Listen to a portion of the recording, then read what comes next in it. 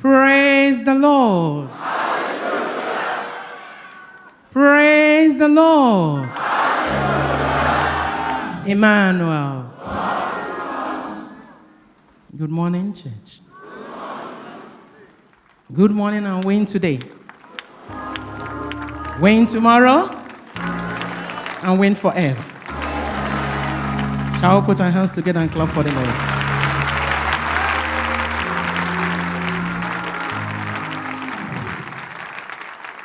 It is a new dawn.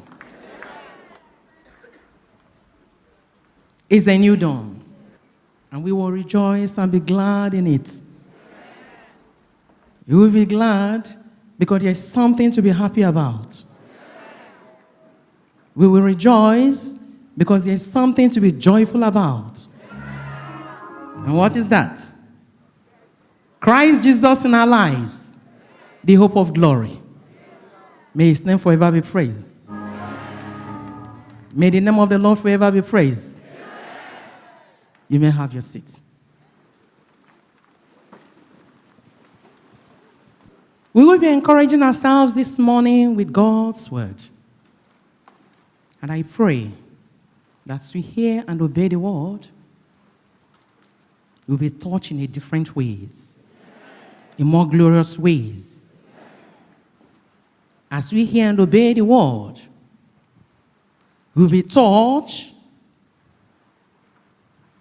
in a beautiful way as the word continues to be life and light to us in Jesus' name. You know,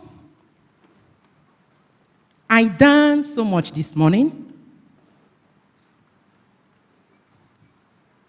Right there in the house. I was dancing. Just like we were doing here too. I saw many of you dance also. You were thanking God. Singing praises. Raising your hands in worship to him. I did that today. Very well. I only wish I could dance like Prophet T.B. Joshua. But I danced. Thank you, Jesus. Yes, we have all gathered in the presence of God to thank him, to praise him, raising our hands in worship to him. All these are essentials in our walk of faith with him. But this moment, right now, we will talk about the most costly devotion. Let someone say the most costly devotion. The most costly devotion. And that is what we are going to talk about now. That will be our message for today. Open your Bible to the book of Micah. In the Old Testament. Yes, the book of Micah 6, verse 8. And I read. He has shown you, O mortal, what is good. And what does the law requires of you? To act justly and to love mercy, and to walk humbly with your God. Simple. The word of God said that God has shown you what is good, what is required of you. That is to act justly with him. To love mercy, and to walk humbly with your God. With this statement, you will agree with me that you are never in dark of what God requires of you. It has never been hidden from you. So we should be careful. You should be careful of what you do and how you do it. You should be mindful of what you say and how you say it. Because God requires you to do the best, what is right at all times, even if it's contrary to what you will naturally want to do. God has shown you what is good, what is required of you to act justly, to love mercy, and to walk humbly with your God. The Bible in the book of John 3 verse 16 says that God Almighty so loved the world. God so loved the world that he gave us his one and only Son, that whosoever believes in him shall not perish, but have eternal life. God so loved the world that he gave us his Son, that whosoever believes in him shall not perish, but have eternal life. He loves us that he gave us his Son to be a roadmap, a torchbearer, channel of light. That whosoever follows him, whosoever tread in his path, will never walk in darkness, but have the light of life within him. Today, many are struggling. They are struggling, not knowing where to place Christ Jesus in their lives. They are battling. There is this fight within. They don't know where to place Christ Jesus in their lives. All they know about him is the confession of men. Even though they might have had an encounter with him, but they don't know where to place him in their lives.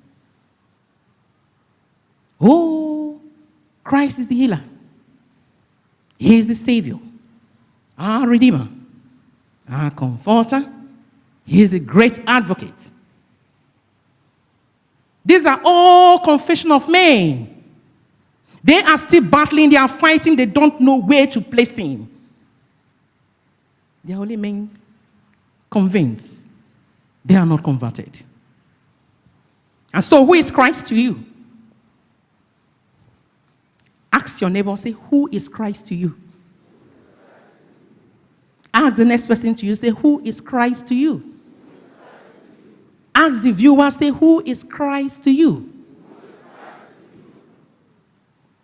You know our Lord and Savior Jesus Christ asked this question. He asked his followers, his disciples, in the book of Matthew 16.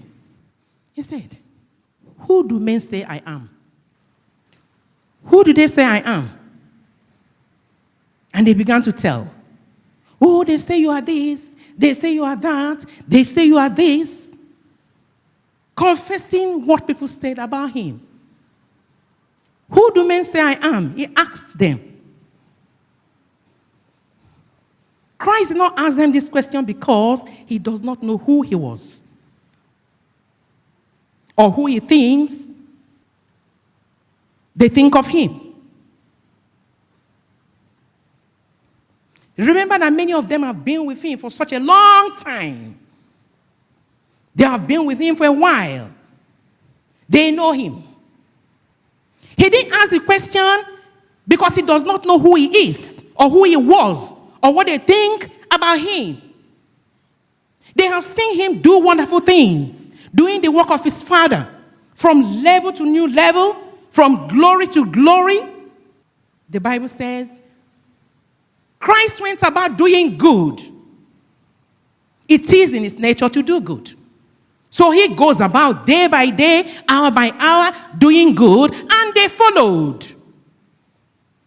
He has even sent some of them on a mission on his behalf. Then he asked them, who do men say I am? And they began to tell him. Some say you are the prophet to come. Some said you are John the Baptist.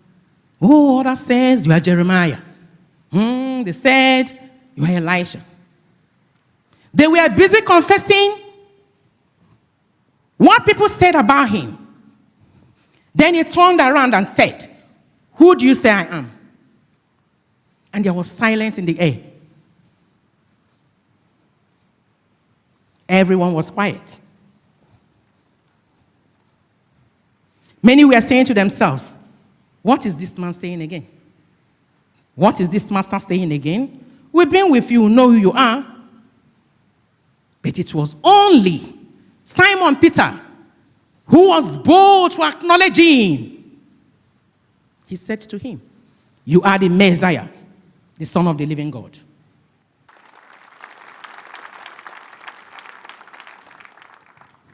You are the Messiah, the Son of the living God.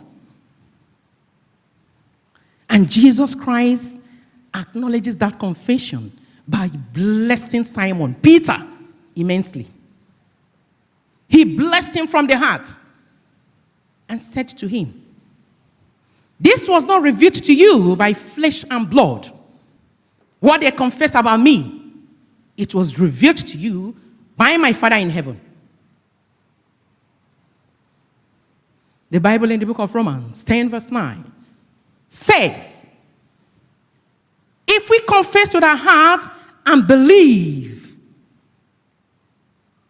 within, we confess with our mouth and believe within, in our hearts, that Jesus Christ is the Son of God, we will be saved. As you confess with your mouth and you believe in your heart that Jesus Christ is the Lord, you will be saved. And so, as confession is part of salvation, so also believing is part of salvation. Jesus stands to be rejected or accepted today. In fact, in many hearts, he's still standing on trial. Jesus Christ stands to be accepted or rejected. So what do you make of him? What do you make of Christ? My mentor, my teacher, my darling. Prophet T.B. Joshua said that if your choice is not to serve the living God with a willing heart, do not think there is value in any other choice, if there is any, than serving the living God. So what do you make of him? What do you make of God? Believing is our connection. Let someone say, believing is our connection. Believing is our connection. Our connection to the throne of God. Our connection to the throne of grace. In believing, we are made right with God. In believing, we have right standing with him. And our obedience in him is the only proof of our faith in him. Our obedience in Christ Jesus is only proof of our faith in him. Our message, the most costly devotion. I know you are here for the right choice, but I want to ask you, are you here for the right choice?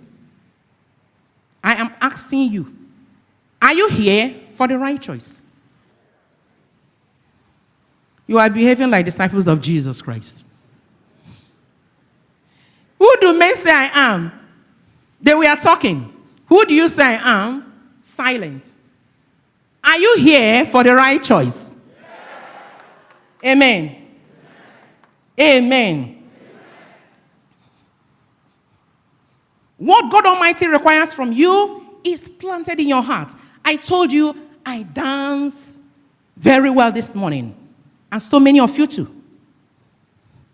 What God Almighty requires from you is planted in your heart. And it does not consist in fat of rams, costly sacrifices, burnt of offerings, fasting and praying, raising our hands in worship, without a thorough reformation of heart and life. He said, I have shown you what is good. justly, to love mercy, and to walk humbly with your God. What God requires from you is in your heart.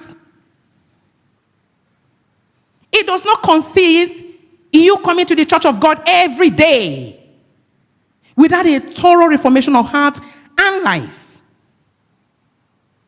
Whatever service we claim to be rendering, whatever things we are doing that is not from within, that is not from believing, that is not from our heart, is mere hypocrisy and deceit.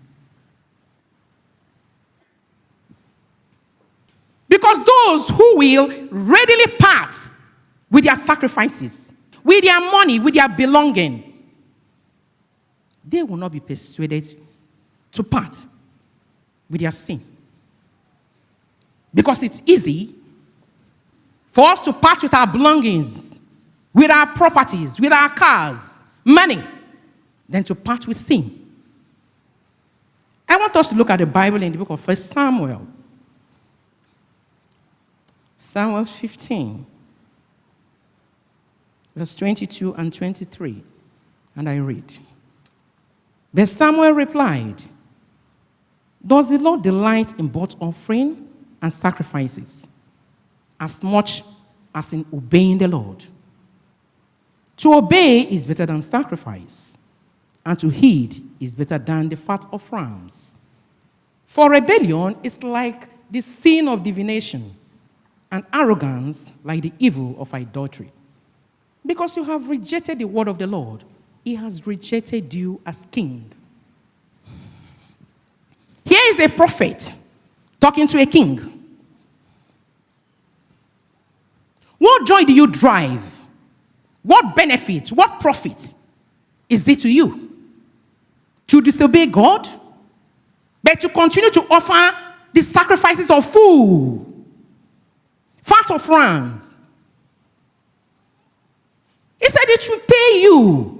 It will be beneficial for you to obey the commandment of God, to obey the law of God. Because you're disobedient, your rebellion. He was talking to King Saul. Your disobedience before God is as bad as witchcraft. And your arrogancy, your pride is as sinful as idolatry. Wicked people, they may put up outward just for people to see. Outward ways of religion. They will put up outward, showing themselves to be religious, holiness, worshiping God. But they will deny. They will reject its real power. Parting away with all you have. Offering costly sacrifices without a thorough reformation of heart and life cannot be acceptable to God. What God requires from you is simple. Very, very simple. That is a broken spirit, a contrite heart, a humble heart, a sincere heart. God Almighty will not reject. God will not reject such hearts. Those who will come to Christ Jesus must come to him with sincerity and humility of heart. If you must come to Christ Jesus, you must come to him with sincerity and humility of heart. These things are essential. They are characteristics of what? Purity. And then you will have the light of God in you. You will not walk in darkness, but have the light of Christ in you, shining wherever you find yourself. In the book of Luke 5, verse 1 to 11, Somebody was dejected. Somebody was disappointed. Somebody was in pain. He has toiled all night without nothing to show for it. He has worked all day and he was disappointed. He has lost all hope. And that is Peter. Until Christ met him. Until he had an encounter with him. And he shed light into his dark moment. Christ shed light into his dark moment. Just simple instruction. He gave him instruction and he obeyed. Your obedience is the only proof of your faith in God. Peter obeyed that voice. And his wasted hours become blessed hours. His moment of darkness becomes moment of light. There was something to be celebrated. He rejoiced in the Lord. There was something to be joyful about. So, my brethren, that beautiful hand of Christ Jesus is directed to you today. Christ is stretching his hand to you, just like he did to Peter. Hold it by faith. Say to someone, hold it by faith. That pierced hand of Christ Jesus is before you. Hold it by faith. Faith is the direction. Faith is our route to God. In that direction, righteousness takes place of unrighteousness. Humility takes place of pride. And wisdom takes place of foolishness. Jesus Christ walked up to Peter and said to him, put out into deep waters, lay your net for a catch. Even though he was trying to explain, I've been here all day. Yes, I've been walking. I have nothing to show for it. I am disappointed. I am worried. But he said, because you say so, I will do that. And his life was transformed from glory to glory for him. That shows the sanctity and assurance in Christ Jesus. That with him, everything is possible. With Christ Jesus, all things is possible. So do not doubt your faith. Say to someone, don't doubt your faith. Do not doubt your faith. Doubt your doubt because they are unreliable. Christ is assuring you of good life today. He is assuring you of better tomorrow. Eternal life. Because he's the roadmap. He is the healer. Christ is the Savior. He is the good shepherd. He's our comforter. He's our advocate. He is the true vine. He is assuring you of better tomorrow, good life. The Bible in the book of Revelation 3 verse 20 says, Christ is standing on the door, knocking. He said, I am standing on the door, I am knocking. Whosoever hears my voice and open the door, I will come in with him. I will dine with him. I will eat with him. I'm standing on the door. And I'm knocking. Says Christ Jesus, whosoever hears my voice and open the door, I will come in with that person and I will be with that person. Christ is knocking at the door of your heart today. Will you allow him in? He is knocking at the door of your heart. Will you accept him? Christ is knocking at the door of your heart today. Will you allow him to come in and make residence with you? Because he can come in and you begin to torment him. It is when you have done that, when you allow him to take residence within you, then you can boldly say, I am walking with the Lord, I fear no evil. When you give him a place in your heart, that is when you will say, I am a new creation, created in Christ Jesus, with his power, with his ability, with his nature within me. That is when you will boldly say, I can do all things through him who gives me strength. You can say to yourself, the one that is inside of me is greater than all the powers of evil. All the powers of Satan are arranged against me. So, my brethren, what God requires from you is planted in your heart. He said he has shown you goodness. He has shown you what is required from you. That is to continue to act justly, to love mercy,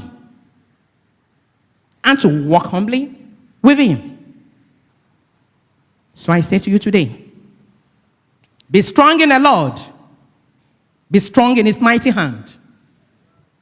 So let the weak say, I am strong. Because I am walking with the Lord. Let the poor say, I am blessed. I am blessed because I am walking with the Lord. And let the captive say, I am free.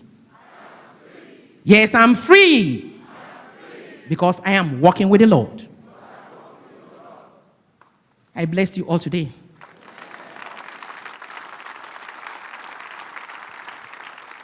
I leave you here in faith.